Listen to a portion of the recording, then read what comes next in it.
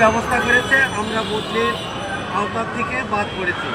আমাদের সরকারের কাছে এবং শিক্ষা মন্ত্রণালয়ের কাছে বিনীত আরও আমাদের ওই সুপারিশপ্রাপ্ত কথাটি বাদ দিয়ে সকল নিবন্ধনকৃত শিক্ষকদের বদলির ব্যবস্থা করা হোক।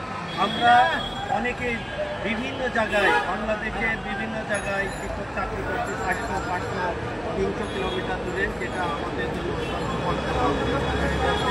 আমরা অনেক সময় ম্যানেজিং কমিটি কর্তৃক নির্যাতিত হয়ে থাকে। আমাদের শিক্ষকরা এবং আমাদের আত্মীয় মারা গেলে আমরা আমাদের কাজেও আমরা অংশগ্রহণ করতে পারি না। আমরা মানবতার জীবনযাপন করছি, আমরা স্বল্প বেতনে চাকরি করি।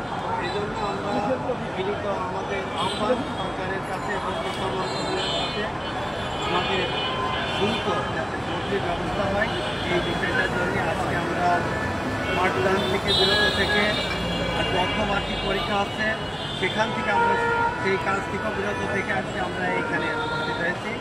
আমাদের দাবি আছে কথাটা বাদ দিয়ে একটা প্রজ্ঞাপন করে সনদকৃত সকল শিক্ষকের বদলির ব্যবস্থা করা, এটাই আমরা বৈষম্য দূর করি।